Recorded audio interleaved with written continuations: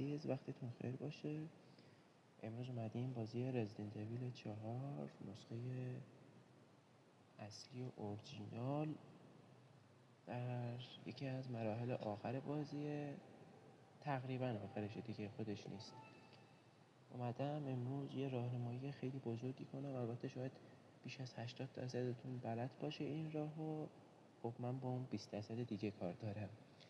خب ببینین توی این بخش خب یه همچین فضایی دیگه، اکثرا آشنا هستین همتون. خب ببینین حتما سعی کنین RPG رو تهیه کنین، چون اگه RPG نباشه هم گان زیادی باید مصرف کنین استفاده کنین، هم تیر زیادی، خلاصه ریلود کردن و بالاخره زدن انمی کار زیادی هستش واقعیتش. بعد حالا ما اینا رو ول میکنیم. خلاصه گفتم RPG 100% تهیه کنیم.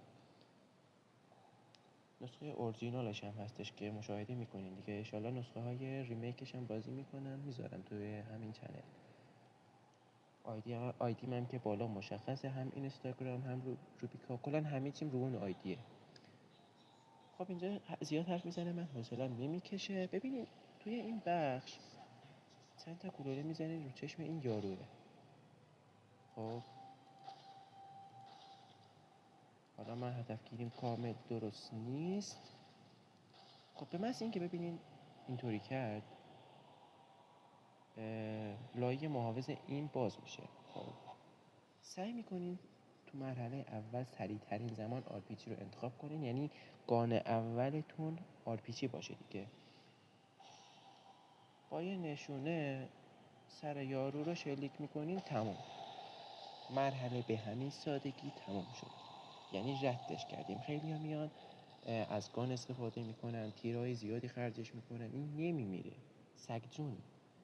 واسه همین باید با یه RPG که قیمتش هم فکر کنم 3000 راحت میتونین تهیه کنین و تموم شد دیگه. میبینیم که حالا میریم مرحله بعدی، سخت‌تر میشه، ولی مرحله سخت‌ترش همین یارو بود.